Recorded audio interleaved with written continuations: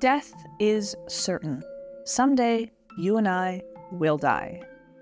But could death potentially be reversed? Traditionally, death has been viewed as a single moment. In one moment, someone is completely alive, and in the next, they're completely dead. But in reality, it's a bit more complicated than this. If you had been walking down the street in 1950 and your heart stopped, you would be considered dead. Just 10 years later, with the development of CPR, this would no longer be the case. Today, somebody's heart can stop for minutes and still be resuscitated. Using current medical procedures, someone who would have been considered dead in 1950 could have been saved and gone on to live a healthy life. So, if someone's heart stopped in 1950, were they really dead? Well, not necessarily. They just weren't savable by the medical technology of the specific time in which they died. When someone dies today, what it really means is that there's nothing that current medical technology can do to help them. As medical technology has advanced, so has our definition of death. From the perspective of an individual lifespan, it can be easy to see death as this one inevitable moment, something that's remained constant throughout history. But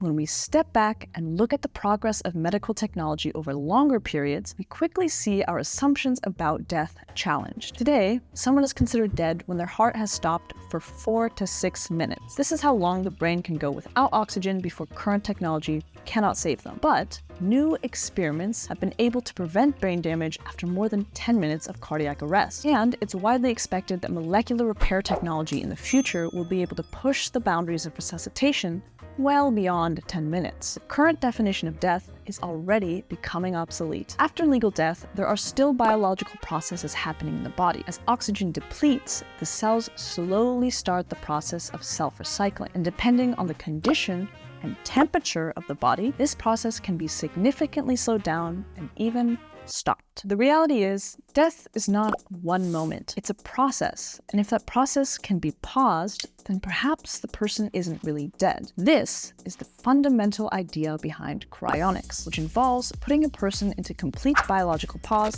after their legal death, with a chance that future medical technology can treat them. The first person to try cryonics was James Bedford in 1967 after he died of kidney cancer. While we might not be able to treat James Bedford today, because we paused the dying process in his body, he may live to see a world that can save him. The thing is, there's no fundamental biological reason why revival after cryopreservation isn't possible. Death and its causes aren't necessarily insurmountable. Death consists of a series of individual problems that can probably be solved at some point. Proponents of cryonics are well aware that there are lots of challenges to overcome before restoration of life might be possible. However, just because these life-saving technologies don't exist yet, and are maybe hard for some people to imagine, doesn't mean that they will never be available. We see today's technological achievements as obvious evolutions of our past technology. But if you took someone out of the 19th century, they would see what we've achieved today as nothing short of magic. So,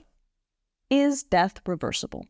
The honest answer is we don't know, and we probably won't know the answer to that question in our natural lifetime. In a sense, cryonics is a grand experiment, and we won't know whether or not it succeeded for another century or so. The one question to ask yourself is, would I rather be in the control group or the experimental group? By default, we're all resigned to permanent death in the control group. But if you're watching this video, then you're at least somewhat aware of what cryonics is, which means that you've been presented with the rare opportunity to consciously choose which group you'd like to be a part of. It's now up to you to make that choice. If you want to learn more about cryonics, you should check out our website tomorrow.bio or schedule a call with our team. The links will be in the description. And of course, to get more videos just like this one, be sure to subscribe. I hope to see you in the next video.